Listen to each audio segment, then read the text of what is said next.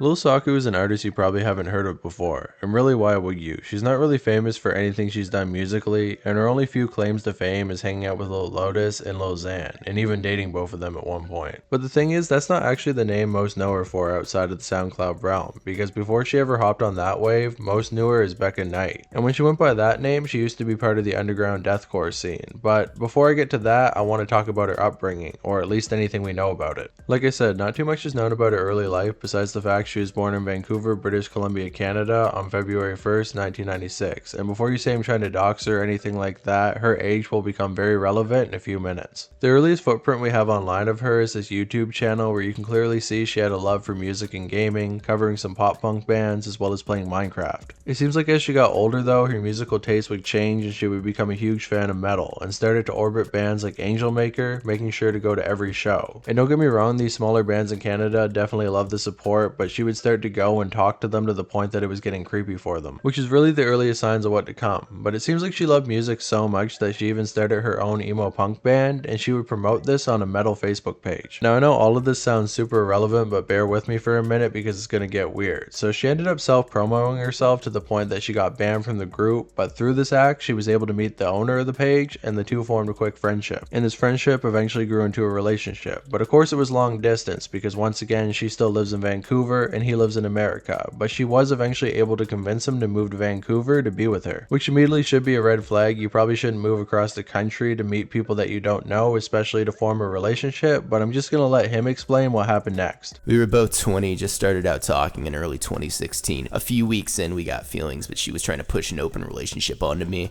I was apprehensive about it and uncomfortable because I'd never heard of it, and I didn't like the idea of it, but she said sometimes I drink and kiss my friends. I later agreed to it. A few weeks go by, I bought a plane tickets to meet her in Vancouver for around July. I have to admit, I was like rushing the situation, but I was dumb. She would get second thoughts a lot, block me, and then unblock me. I recognized she had a personality disorder, so I was forgiving about it, and my plane ticket had no refunds, so I thought to just see how it goes while I'm there, and said, I'm not comfortable with it, being in an open relationship while I'm there. She agreed to it, being in a close relationship with me, in person, as her excuse for the open relationship was because we were so far apart at the time. Fast forward to July, I flew out to Vancouver. First days, we hung out and met up with her friends every now and then. We stayed at her mom's for the entire 3 weeks I was there. All her friends were welcoming. About a weekend, we were hanging out with one of her friends, who I don't want to name. She wanted to have a get-together type of thing while her mom was out of town and invite this guy. I said, I'm not really up for it. I'm not super social. She got really mad about it, threw her McDonald's across the room, and threatened to call the police on me if I didn't leave. I was really confused, but she just got angrier the more I asked why. I couldn't get a hotel as it was so late, so I ended up going to her friend's house about 2 blocks away. I also hadn't mentioned, I took out about $1,200, and she would expect me to pay for everything. She took time off work, so she had no money, but we were going to concerts and going to Vancouver every couple of days. Even one day we got tattoos. I assumed she would pay for her own, and I'd pay for mine, but she had no money to pay. So, a weekend, a hotel or an early flight home was already out of the question, as I wouldn't be able to afford it, so I stuck it out. About a week away from going home, she took me to a house party. How we were, relationship-wise, was quite rocky. I knew nobody there apart from Beka and the guy I had mentioned in the second message, and I wasn't suspicious about them until she said, his brother has gone missing, we need to find him, he's in the area, you stay here and I'll be back ASAP. She left me there for about 4 to 5 hours. I didn't know how to get to her mom's house and I couldn't contact her. I think I even had her phone. There were guys at the party telling me she was probably cheating on me, which made me really anxious. Later, when she did turn up, I was over it. We had an argument that night and we were done, but I still had to live with her for the next week. So I know what you're thinking. This all sounds like some pretty irrelevant drama. Yes, he moved over there, got hurt. It's not that big of a deal though, and why are you talking about it now? Well, let me tell you, because it gets even worse than that. Because the previously mentioned kind of weird behavior with that band actually went on with a bunch of other guys as time went on. There's a bunch of evidence of this, her messaging people, getting overly attached and being weird about it.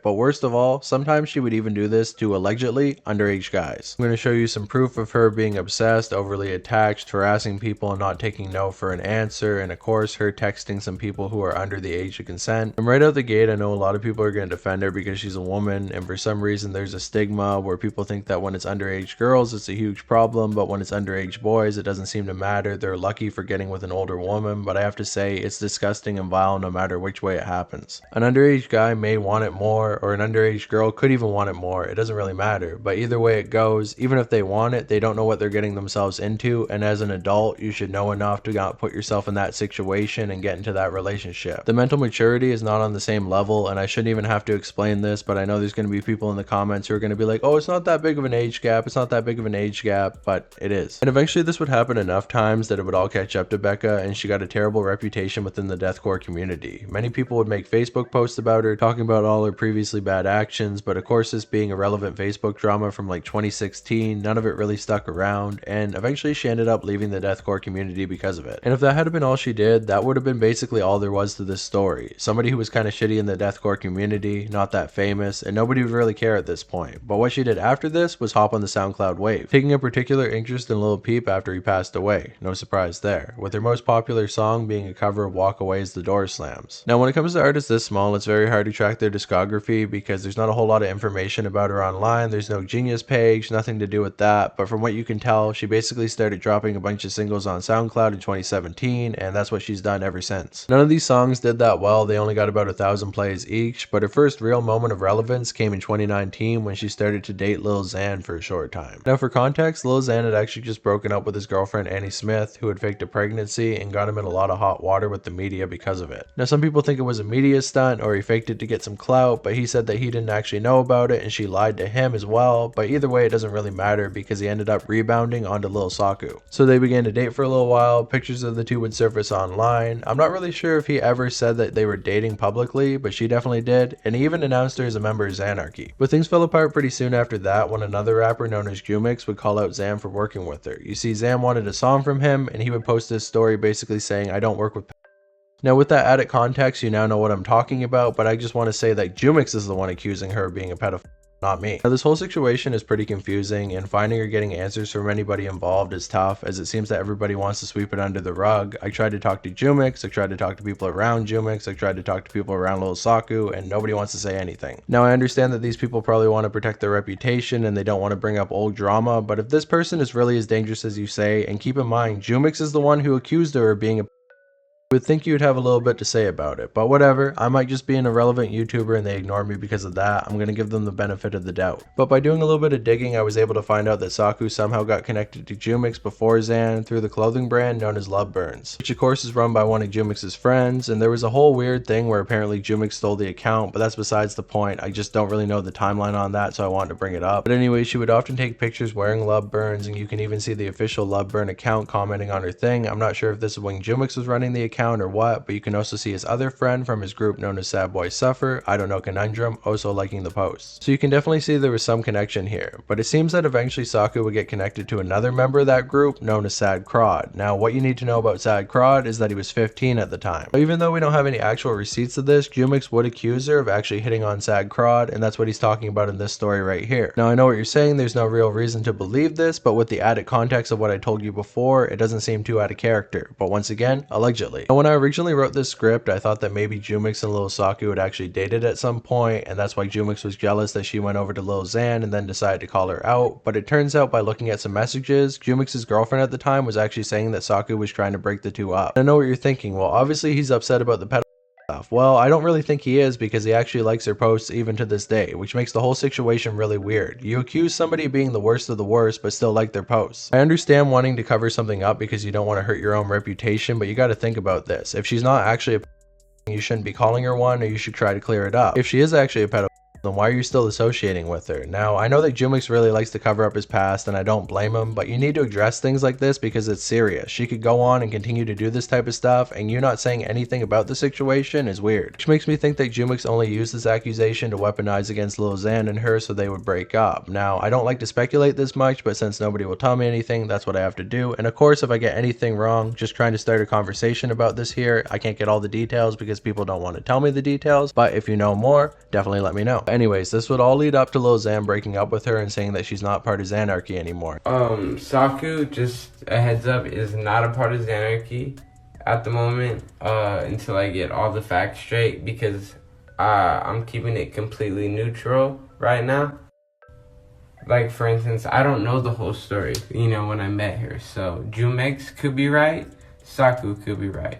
I'm not discounting Jumex. Jumex could be right, like, for all I know. So basically, moral of the story is, Saku is not a part of Xanarchy gang, or affiliated, because I don't know the true story behind any of this.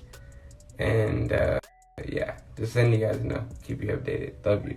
I wanted to say that at least somebody did the right thing in this situation, but Lil Xan still follows her to this day, so I guess he really didn't take it that seriously either. I mean, maybe he just forgot to unfollow her, but once again, I don't know why all these guys are still messing with her when supposedly she's the worst of the worst. She ended up making a petty post about him and then changing the caption to "Xan's gonna break you" or some shit like that. Okay, so I was in the editing process, almost had the video done, just looking for a couple pictures, and I actually found out that she responded to all the accusations, so I'm going to get somebody to read that out as well, so you know how she responded to everything that came out against her. I'm sorry to every person I was mean to and hurt. I'm not the same person who said those things however long ago. I spent a long time trying to become a better person. I dated somebody who abused me for my entire relationship and who continues to do so to this day. Mental abuse wears you down. I was told daily things that almost made me take my life. This person will find anything to try and incriminate me, yet I still tried to help them for whatever reason. I just want everyone to believe and see that I'm not an awful person, and I'm not the same person who said mean things when I was 19, 20. But I know not everyone will believe that, and I've come to realize people will always be more interested in the bad part of things than they will the truth. I just wanted to make music. It was never about clout or who I knew. It was just the weird chance that someone I looked up to musically for years found me. He became one of my best friends in such a short period of time, and we really bonded. That's the saddest part to me. He got enough hate over me that he can't deal with it anymore, and I understand that, but it breaks my heart that I'm losing someone because people chose to spread all these things from years ago instead of coming to me first. I'm not okay. My mental health is awful, and I don't know how to handle it anymore. I don't use drugs to deal with it. I don't drink, besides rarely socially. I barely even leave my house when I'm home. The side you see of me is rare. I spend my days in bed watching Netflix and writing music. I have anxiety, depression, and borderline personality disorder. I've done everything I can to the point to manage it, and I thought I was doing pretty good, but I don't know how to handle being in the spotlight or being a topic of conversation. All in all, I'm sorry for everyone. If I hurt you in any way, please reach out to me. I want to fix as much as I can while I can. And everyone who supports me, I love you, and I'm sorry I let you down. Immediately got connected with Lil Lotus, appearing in his video for Never Get Away. Apparently they dated for a short time. I'm not really sure if that's true, but it doesn't really matter in the grand scheme of things, and now she's dating her current boyfriend Weather, another artist she now makes music with. As time went on, this whole situation faded away. Her past was never exposed, her connections weren't broken, and nobody really seems to care besides that one YouTuber who actually managed to capture a video of her in attempts to out the truth, but unfortunately she got the video removed in Canada for slander. Which, to be honest with you, seems to prove her guilt more, but luckily I still have the video, so I'm going to show you some greatest hits from that right now. They're ugly. And now we're probably gonna go to his house and hang out. And you're gonna fuck. When Yeah, probably. I saved myself for you this whole time. Even after you've been cheating on me. I'm sure if I wanna wait with him yet or not. You're a piece of shit. Why are you calling me? That happens. Why Right. are you calling me? Are you done lying about me to everybody? Or can we just drop this? Yeah, are you done lying about me to everybody? I've never lied about you. I'd never lie about you. You're a pathological lying manipulator. Are you done talking about me? Yeah. Promise me you'll get off heroin and you will not slander me anymore and you will stop leaking my address, my fucking lewds, and my phone number and out of context screenshots of me. Just stop leaking that shit. Get off heroin. Get off heroin. What? I'll do the other stuff. I said I don't want to get off heroin, but I'll do the other stuff. And finally, I want to say apparently she had some connection to Hella Sketchy. She has a tattoo of his face on her arm. I don't really know a whole lot about that. I tried to find some information, but most fans seem to say that they didn't actually know each other. Not sure one way or another. It doesn't really matter though. And with all that said, I just want to say that that's basically everything I could gather. I hope that that does a good job of telling you exactly what type of person she is allegedly. If anybody wants to come out and say some more on either side of things, I'm more than willing to hear it. But I think it's important to note that this wasn't meant to be some sort of hit piece. I just wanted to get the information out there that I had because I knew I was never going to be able to get absolutely everything about the story, and by the time I waited for all that, if I ever even got it in the first place, it wouldn't even matter because it would have been so far in the future. I put together all the information I had, and I actually found somebody who has their own story about Lil Saku who wants to speak a little bit more on it, so I'm going to put their story at the end here, and I hope this video can bring a little bit of peace to anybody affected by it. Once again, thank you guys for watching. I met Beka, I want to say, around the summer of 1 year. I don't want to name which specific years to avoid doxing myself, but I will say we talked on and off for about a year or two. She was extremely adamant to be weirdly aggressive with the flirty behavior. Didn't take her long to get into saying, "I just like you," as an excuse for all sorts of things she said to me. I know I wasn't the only one she did this with, and I don't want to say I was smarter than her other victims, but like, I at least made better choices, such as how I was good at not feeding into it. I was quick to be like, "Look, I don't really want to do this, I only like you as a friend." But she wasn't too good at just accepting that answer from me. I know young men are very vulnerable, especially now because so many are desperate for a girlfriend or any sort of affection, even if it's long distance. And I know you don't naturally make the best decisions when you're very lonely, because loneliness is painful. And like I said, a lot of young men are very lonely these days, so I just kind of feel bad for all the other vulnerable boys she took advantage of, especially since, you know, some of them were minors. What's really fucked up especially is she tends to have like this legion of female white knights. And what I mean by that is I've seen girls straight up try to excuse her behavior or like make comments like, "Oh, the boy he was texting wasn't actually underage, so that makes it okay." It's like, are you like, have you seen To Catch a Predator with Chris Hansen? Like, none of those people that they were texting were actual minors, but they thought they were minors.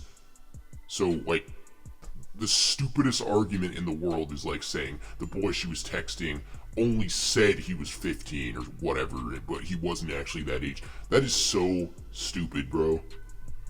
And even if it was one boy who lied about his age to try to bait her into a catch, who the fuck cares? There's multiple cases of her doing this with underage boys anyway. With that said, I should also mention Beka is just quick to grab hold of any male vulnerability she can that will benefit her in the moment and ride it out until she doesn't need you anymore. And then when she needs you again, she comes back and pretends she didn't screw you over just a few days or a week ago or whatever.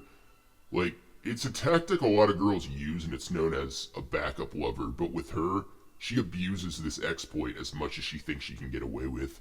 In fact, I've seen this happen, the screenshots with that, you know, toxic relationship she had with especially. I never spoke to but I hope that guy is doing better after seeing those screenshots of what she did to him, because that shit just looked really awful. It's bad because she does this with as many as several boys at once, even if they're underage at the time, which is really, really disgusting. Beka definitely has borderline personality disorder. I'm not a doctor, so I can't, like, you know, diagnose her, but I've been around people in my family who are diagnosed with BPD, and I've even dated many people who suffer from the condition as well. And from my experience, like, I can fully and confidently say she shows essentially every symptom of BPD. I'm not saying all girls with BPD are complete psychos, because I've personally known some who actually can handle their condition really well with using the right prescription medicine and going to routine therapy. But when you neglect to do these things and not take care of your shit, you end up like Beka. And I'm not shaming her in that regard or anything, I just feel sorry for her if anything. BPD is not an easy thing to live with, but that doesn't make her exempt from responsibility for her own conduct and conscious decision making. I don't wish bad things to happen to Beka, even with all the harassing me and using alternate accounts and burner numbers to try to talk to me when I already told her time and time again to leave me alone. Even with the weird stuff she told me, like saying she wants to marry me and scaring me and freaking me out. I really just, like, I don't wish bad things on her at all. I just want her to get the help she needs, and I want her to stop talking to underage boys.